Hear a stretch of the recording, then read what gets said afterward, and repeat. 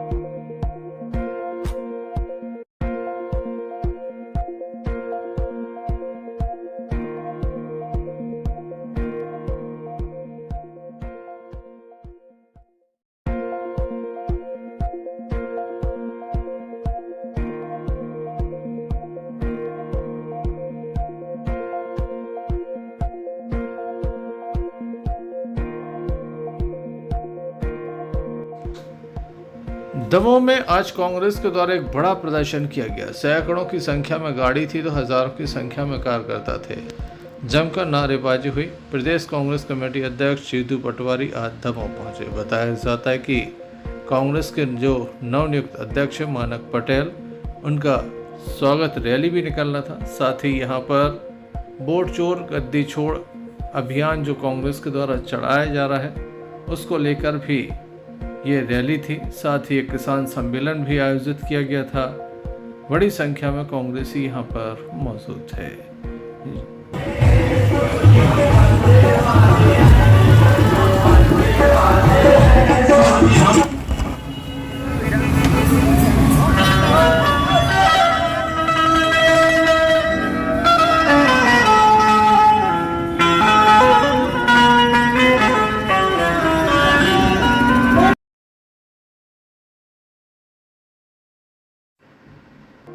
कांग्रेस के कई पूर्व मंत्री, कई विधायक एवं जनप्रतिनिधि, जन सामान्य यहाँ पर बड़ी संख्या में मौजूद रहा। कांग्रेस कार्यकर्ताओं के द्वारा अपना शक्ति प्रदर्शन किया गया।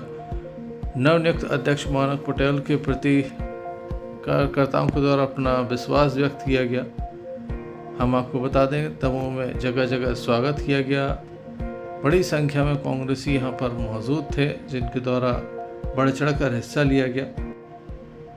एक और जहां जिला कांग्रेस कमेटी अध्यक्ष ने कहा कि मैं प्रत्येक कार्यकर्ता के साथ खड़ा हूं, वहीं दूसरी ओर प्रदेश कांग्रेस कमेटी अध्यक्ष जीतू पटवारी ने जमकर बीजेपी पर हमला बोला। अलग अलग विषय पर उनके द्वारा हमला बोला गया और जनता से भी उनकी राय को जाना गया। आइए हम आपको दिखाते और सुनाते हैं किस तरह से कांग्रेस के द्वारा आज एक बड़ा शक्ति प्रदर्शन किया है, जिसे आगामी चुनाव की तैयारी माना जा रहा है।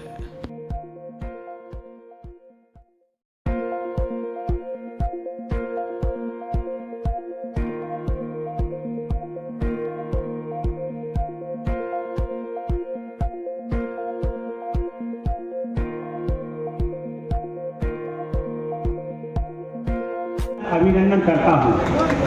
उनके साथ पधारे आदरणीय मुकेश नायक जी, आदरणीय लखन डंगोरिया जी, आदरणीय हर्ष यादव जी का भी हृदय से स्वागत वंदन अभिनंदन करता हूं। साथ साथ मंच पर विराजमान सभी वरिष्ठ कांग्रेस नेताओं और मेरे सामने उपस्थित कार्यकर्ताओं को सादर प्रणाम करता हूं। मैं आप सभी को ये वचन देता हूं कि पार्टी के अंदर प्रत्येक कार्यकर्ता के छोटे से छोटे प्रयास और मेहनत का पूरा सम्मान किया जाएगा और मेरे कार्यकाल में हर निष्ठावान कार्यकर्ता को मेरा पूरा समर्थन रहेगा। जब से मुझे पार्टी ने जिलाध्यक्ष के पद की जिम्मेदारी सौंपी है, उसी दिन से मेरा प्रयास है कि मैं व्यक्तिगत रूप से प्रत्येक कार्यकर्ता के संपर्क में रहूं और उनसे जुड़ी छोटी से छोटी समस्याओं का समाधान करूं और पार्टी के हित में काम करूं। आने वाले दिनों में मैं स्वयं दमोह जिले के ग्रामीण एवं शहरी क्षेत्र के प्रत्येक कार्यकर्ता के घर घर जाऊंगा। दमोह जिले की कांग्रेस को पंचायत, वार्ड एवं बूथ लेवल तक मजबूत करने का प्रयास करूंगा, जिसमें मुझे आप सभी कार्यकर्ताओं के सहयोग की अत्यंत आवश्यकता है। आप सभी के सहयोग से दमोह जिले की कांग्रेस हरिजन, आदिवासी, पिछड़े, अल्पसंख्यक एवं आर्थिक रूप से कमजोर सवर्णों के हितों के लिए सामाजिक न्याय की लड़ाई लड़े। दमोह जिले में 2014 से पहले नरेंद्र मोदी जी देश के प्रधानमंत्री पद के दावेदार बने भारतीय जनता पार्टी। जब एक आंदोलन उसके आसपास चल रहा था, वो आंदोलन था आदरणीय अन्ना हजारे जी। अन्ना हजारे जी देश में एक नई क्रांति लाना चाहते थे। देश में एक नई क्रांति लाना चाहते थे, देश में ईमानदार सरकार लाना चाहते थे। जब उन्होंने ईमानदारी की बात की तो वो सवाल उठाते थे कि देश में 2G क्यों हुआ, देश में 4G क्यों हुआ, कॉमनवेल्थ का घोटाला क्यों हुआ, देश में कॉमनवेल्थ के घोटाले के साथ कोयला घोटाला क्यों हुआ। उन्होंने कांग्रेस की सरकार को ये कहा, मनमोहन सिंह जैसे ईमानदार प्रधानमंत्री को ये कहा कि आप जन लोकपाल लेके आओ। कांग्रेस ने एक ईमानदार पहल की, उस आंदोलन की और जन लोकपाल के लिए एक नई शुरुआत की। इस बीच में आरएसएस, अन्ना हजारे, भारतीय जनता पार्टी, नरेंद्र मोदी और देश के कुछ उद्योगपति और अमेरिका, याद रखना मैं फिर से कह रहा हूं अमेरिका, उस समय 175 करोड़ रुपए, पौने 200 करोड़ रुपए भारतीय जनता पार्टी को अमेरिका से आए और उन्होंने कहा, यहां से कोई नहीं बोलेगा, उन्होंने कहा कि देश में भारत इतनी तेजी से जो विकास कर रहा है इसको रोको। इसमें विदेश की भी ताकतें लगी और भारतवर्ष में भी जो देशद्रोही ताकतों को सपोर्ट करने वाले जो पीछे से गैर राजनीतिक लोग पीछे से एक तरह से उस ईमानदार मनमोहन सिंह की सरकार को डिस्टर्ब करने में लग गए। वादे आए, बहुत हुई महंगाई की मार अब की बार मोदी सरकार, वादे आए, बहुत हुआ किसानों पर अत्याचार अब की बार मोदी सरकार, वादे आए, बहुत हुई बेरोजगारी अब की बार मोदी सरकार, वादे आए $5 ट्रिलियन की अर्थव्यवस्था के, वादे आए कि 70 साल में जितना विकास कांग्रेस ने नहीं किया उतना तो सिर्फ 10 साल चाहिए मुझे। 5 साल 60 महीने अलग अलग तरह के अलग अलग समय पर मोदी जी ने देश से मांगे। आदरणीय साथियों, देश का हुआ क्या, दमोह वासियों देश का हुआ क्या, मध्य प्रदेश वासियों देश का हुआ क्या। 2014 में ठगों ने देश की सत्ता पर कब्जा कर लिया। फिर से 2014 में ठगों ने देश की सत्ता पर कब्जा कर लिया और लोकतंत्र की हत्या करने की जो पहल थी उसी दिन से चालू हो गई। कैसे? पहले 5 राज्यों की सरकार गिराई गई, जो राहुल गांधी जी कह रहे हैं वोट चोर कुर्सी चोर, ऐसे ही नहीं कह रहे। 5 राज्यों की सरकार गिराई, उसमें सारे उत्तर पूर्व और गोवा का राज्य था, जिसमें राज्यपाल का उपयोग कर सरकारें गिरा दी।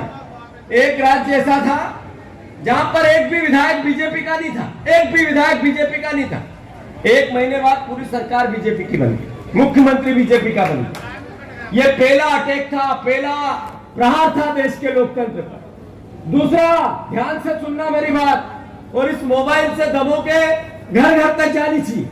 दूसरा प्रहार खोखा पद्धति आई, खोखा। यहाँ का राहुल लोधी भी उस खोखा पद्धति का शिकार हुआ। आज सांसद है वो, 1 खोखा, 2 खोखा, 3 खोखा, 20 खोखा, 50 खोखा तक विधायकों की बिक्री होने लगी और 500 से ज्यादा विधायक देश में दल बदल हुए, खरीद फरोख्त हुए। ये दूसरा प्रहार था देश के लोकतंत्र पे नरेंद्र मोदी का। तीसरा प्रहार रिसोर्ट पॉलिटिक्स, जिसमें सब विधायकों को एक साथ इकट्ठा कर एक बड़ी होटल में ले जाया जाता है, वहां पर इकट्ठा करके रखा जाता है, फिर वहां पर सरकार गिराने का पूरा एक रोड मैप तैयार रहता है, जिसमें मध्य प्रदेश, महाराष्ट्र, कर्नाटक, राजस्थान ऐसे कई राज्यों की सरकारें गिरा दी नरेंद्र मोदी ने। ये तीसरा प्रहार था लोकतंत्र।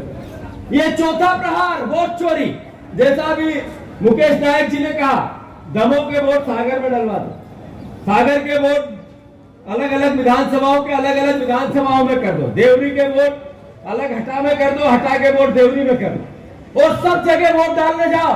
तंत्र उनका है, उनका चुनाव आयोग है। अगर हम आवेदन भी दें कि काटो नाम डबल है तो नहीं कटेंगे, इसलिए कि नरेंद्र मोदी नई विधा लाए हैं कि आप सबका वोट का अधिकार अब सरकार का है, जनता का नहीं बचा। अरे बाबा साहब अम्बेडकर ने आम आदमी को, एक गरीब को और अडानी को, अंबानी को, हमारे यहाँ से जो धन्ना सेठ है जिनका इतना बड़ा कॉलेज बन गया, आदरणीय विधायक जी, जिनका कॉलेज ही ऊपर देखने में सर दर्द होता है, इतना बड़ा कॉलेज यूनिवर्सिटी बन गई, उस यूनिवर्सिटी के मालिक का वोट की कीमत भी एक है और एक गरीब किसान मजदूर के वोट की कीमत भी एक है। ये बाबा साहब अम्बेडकर ने, कांग्रेस पार्टी ने हम सबको अधिकार दिया, उसकी कीमत खत्म हो गई, उसकी चोरी होने लगी। अब राहुल गांधी जी ने एक प्रेस कॉन्फ्रेंस लेके बोला कि नरेंद्र मोदी जी ने कर्नाटक की एक लोकसभा 1 लाख वोट मैनिपुलेशन चुनाव आयोग के साथ किया और ये कहा कि मैंने ये बताया, उत्तर दो। आज 1 महीने से ज्यादा हो गया, न चुनाव आयोग उत्तर दे पाया, न भारतीय जनता पार्टी।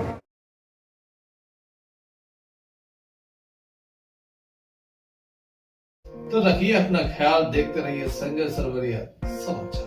नमस्कार।